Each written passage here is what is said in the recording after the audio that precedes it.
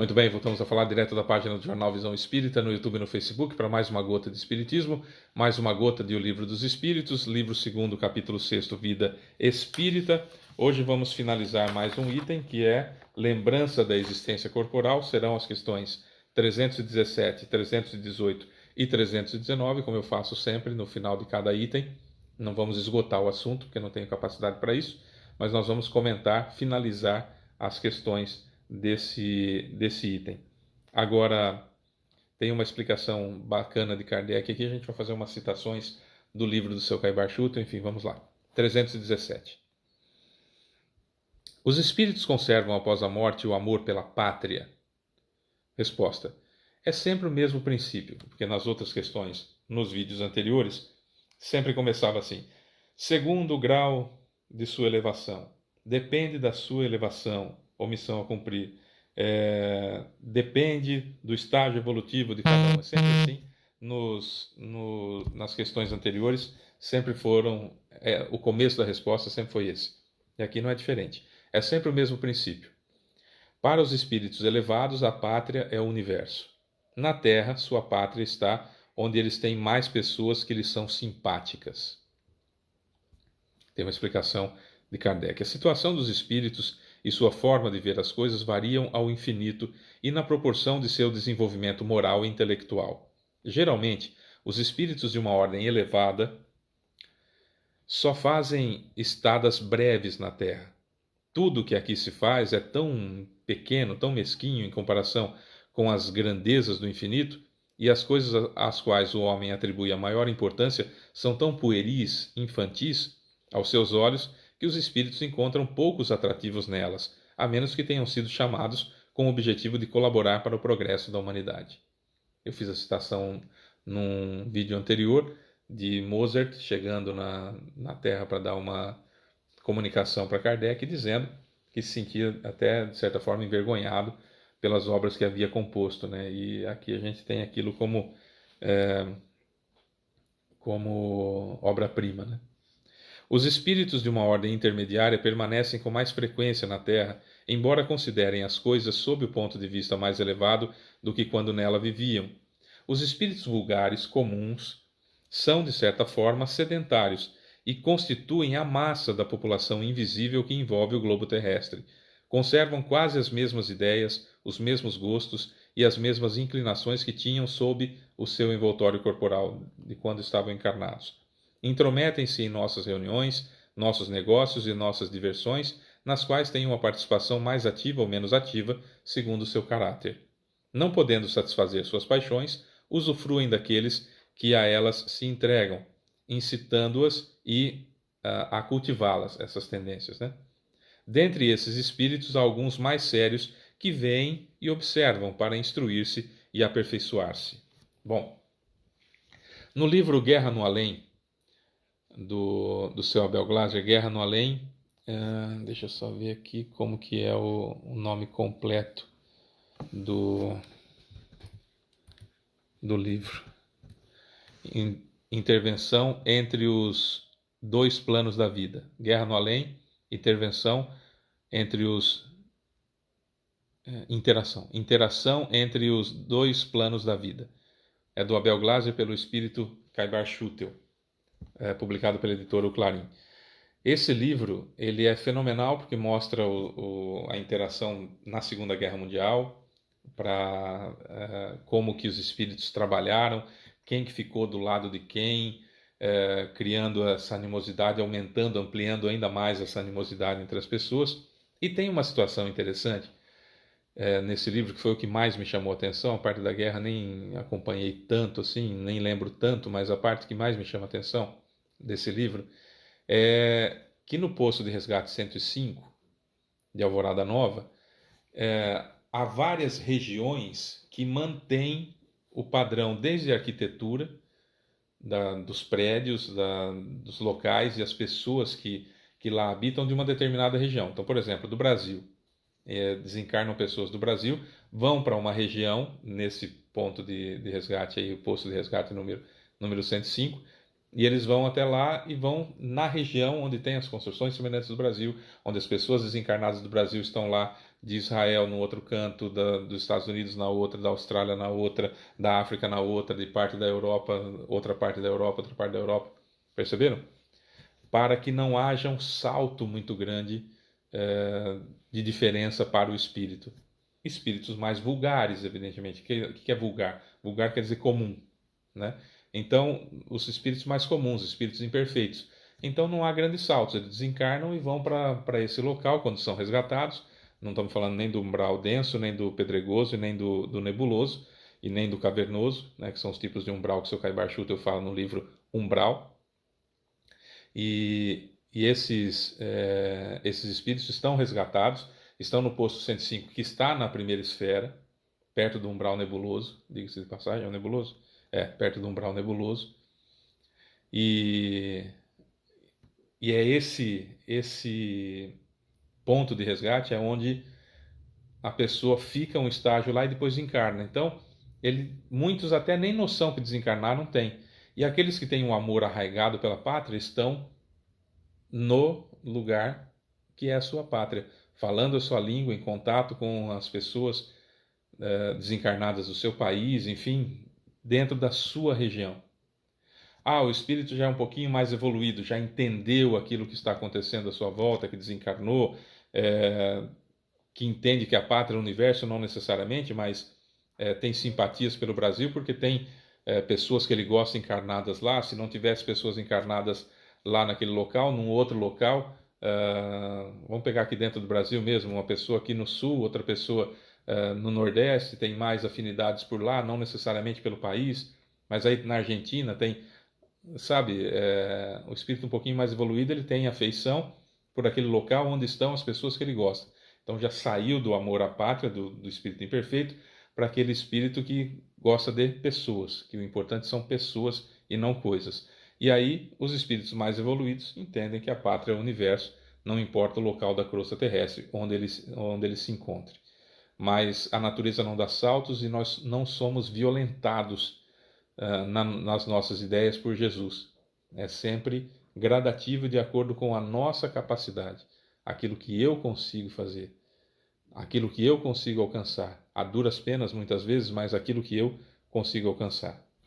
318. As ideias dos espíritos se modificam na erraticidade. Erraticidade a gente já falou, é aquele período entre uma encarnação e outra. As ideias dos espíritos se modificam na erraticidade? Resposta: muito. Elas sofrem grandes modificações à medida que o espírito se desmaterializa. Às vezes ele pode permanecer muito tempo com as mesmas ideias, mas pouco a pouco a influência da matéria diminui e ele vê as coisas mais claramente. Só então procura os meios de aprimorar-se. Isso acontece conosco também, né? Aqui na Terra. A gente descobre que está fazendo errado, para de fazer a transformação moral. Reconhece-se o verdadeiro espírita por sua transformação moral. O que é isso? Descobriu que é errado, para de fazer. E pelos esforços que faz para domar as más inclinações. Descobriu os problemas e luta contra esses problemas, às vezes vencendo, às vezes perdendo, mas lutando o tempo todo contra essas imperfeições. Esse é um sistema aqui na Terra que não é todo mundo que faz. Muitos de nós, espíritas, fazemos. A gente realmente vai se conhecendo, vai descobrindo os problemas, vai descobrindo as mazelas, as más inclinações e vai lutando contra elas. E aquilo que descobriu que é errado, a gente para de fazer. A maioria, sim, que não é espírita, não. A maioria dos espíritas é assim? Quero acreditar que sim, mas não sei. Né? Agora, no plano espiritual, de certa forma, chega um determinado momento que não tem jeito, a realidade se apresenta na sua cara, na minha cara, na nossa cara, não tem o que fazer. Né? Não tem o que fazer, porque quando eu estiver no plano espiritual, vamos imaginar que eu esteja lá no ponto de resgate 105 de Alvorada Nova. Vou estar rodeado das pessoas e tudo mais, mas estou no plano espiritual. Quanto mais eu deixo para trás a matéria, a terra, aquilo que acontecia aqui na terra, e eu começo a ver que lá é o plano espiritual e entender o funcionamento do plano espiritual, eu vou mudando a minha concepção e posso ir para a colônia na sequência. Aliás, o que acontece muito é isso.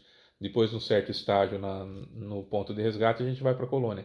E aí, chegando na colônia espiritual, nós vamos ter acesso a todos os nossos arquivos. E aí nós vamos entender de fato tudo o que aconteceu na nossa vida. E aí não tem como não mudar de opinião. Só que, será que dá para esperar todo esse tempo? Não sei. Talvez seria interessante nós começarmos a mudar desde já. Desde já, sendo espíritas de fato, fazendo a transformação moral e lutando contra as más inclinações. Transformação moral, descobrir o que é errado, para de fazer. É difícil a gente descobrir que está fazendo alguma coisa errada. É dolorido. A gente não aceita de primeira mão. Mas se a gente raciocinar, acalmar-se, a gente vai perceber que está errado. E aí muda. Isso é transformação moral. Né? Lutar contra as más inclinações. O pensamento daquilo que eu mudei para fazer errado vai continuar vindo. O tempo todo. O tempo todo. Vai continuar vindo. E cada vez que a gente vence, aparentemente, nós vamos ter mais chances de errar naquela situação. E a gente vai ficar sempre no limiar. Porque é assim que as coisas funcionam. Quando eu quero me modificar, eu começo a ter foco naquilo. Então, se eu toda vez um exemplo, eu furto um lápis da empresa que eu trabalho. Precisei de um lápis em casa, eu pego naturalmente. Precisei de um lápis em casa, eu pego naturalmente. É furto, não é meu, não pedi para ninguém, né? Não é meu, eu catei de alguém, peguei de alguém. Alguém pagou por aquilo e eu peguei. Isso é furto, tá? Mais grave ou menos grave, não importa, é furto. Tá. Quando eu descobri que isso é furto e falar, não, eu não posso me permitir esses pequenos furtos e começo então a não fazer mais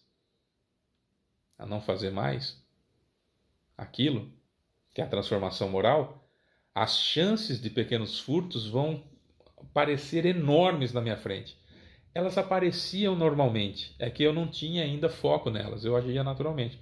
Quando eu coibi e modifiquei, aí eu vou perceber claramente aquele monte de furtos que eu cometia, porque fica toda hora aparecendo, fala, não, isso é furto, não posso fazer, não, isso é furto, não posso fazer. Nossa, parece que eu parei de furtar e de repente aumentou a tentação. Não é que aumentou a tentação, não, é que a gente fazia naturalmente e agora a gente tem um foco naquela situação. É como um carro que a gente, de repente, eu quero comprar um Honda Civic. Todo lugar que eu olho eu vejo um Honda Civic. Nossa, que bonito esse Honda Civic. Eu olho para lá, nossa, que bonito esse Honda Civic. Nem sabia que tinha tanto Honda Civic assim na cidade. Sempre teve. As pessoas não compraram porque eu decidi que eu gosto, né? Sempre teve. Acontece que eu não tinha o foco para isso. Naquele momento que eu estou com foco, eu começo a ver em todos os lugares passando, se for um outro carro e assim sucessivamente. Percebe? 319. Uma vez que o espírito já viveu a vida espiritual antes de sua encarnação, de onde vem seu espanto ao retornar ao mundo dos espíritos? Resposta: é apenas um efeito do primeiro momento e da perturbação que acompanha o despertar. Mais tarde, ele se reconhece perfeitamente à medida que a lembrança do passado lhe volta e a impressão da vida terrena se apaga. É o que vai acontecer na colônia espiritual, que eu disse, ou no ponto de resgate.